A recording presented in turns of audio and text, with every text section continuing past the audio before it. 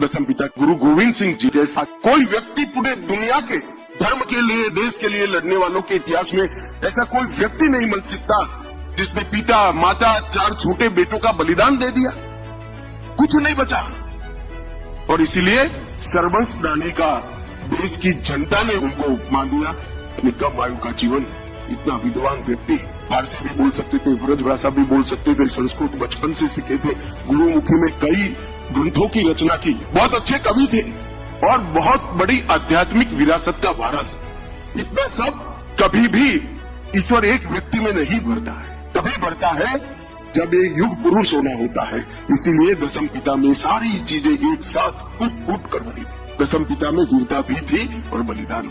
वो भी लड़े, कभी हार नहीं स्वीकार करी, मगर जब 2 बेटे चमकौर साहिब में लड़ने के लिए बाहर निकलने के लिए तैयार हुए, उन्होंने कहा कि धर्म के लिए अगर बलिदान की जरूरत है तो मेरे घर से शुरुआत होनी चाहिए, मेरे साहबजादों ने शुरुआत करनी चाहिए। जब चारों साहबजादे शहीद हो गए और एक माँ ने इनके सामने सवालिया नजर से पूछा कि अब क्या, मेरा तो कोई बेटा ही नहीं बचा, तब मुंह से ऐसे ही निकल गया, 4 मुए तो क्या हुआ, जीवित कई हजार। और आज दसम पिता का वाक्य भी सही हो गया, जुल्म करने वाले तो चले गए, आज उनके करोड़ों बेटे धर्म के लिए लड़ने के लिए तैयार खड़े हैं, मातृभूमि के लिए लड़ने के लिए तैयार खड़े हैं। मेरा सबसे अनुरोध है कि अपने परिवार वालों को, अपने बच्चों को इस साहबजादों का बलिदान और दसम पिता का जीवन जरूर बताइएगा। वो भारत को किसी संकट के समय में बचा लेगा, इसका मुझे विश्वास है।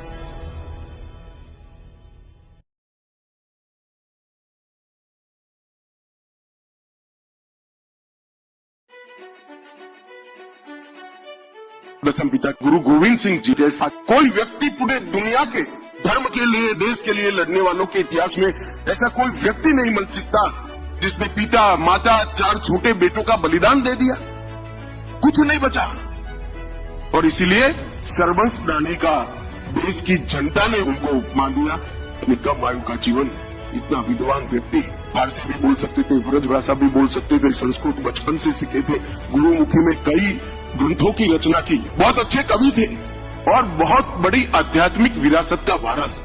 इतना सब कभी भी ईश्वर एक व्यक्ति में नहीं भरता है, तभी भरता है जब एक युग पुरुष होना होता है। इसीलिए दसम पिता में सारी चीजें एक साथ कूट कूट कर भरी थी। दसम पिता में वीरता भी थी और बलिदान। वो भी लड़े, कभी हार नहीं स्वीकार करी, मगर जब 2 बेटे चमकौर साहिब में लड़ने के लिए बाहर निकलने के लिए तैयार हुए, उन्होंने कहा कि धर्म के लिए अगर बलिदान की जरूरत है तो मेरे घर से शुरुआत होनी चाहिए।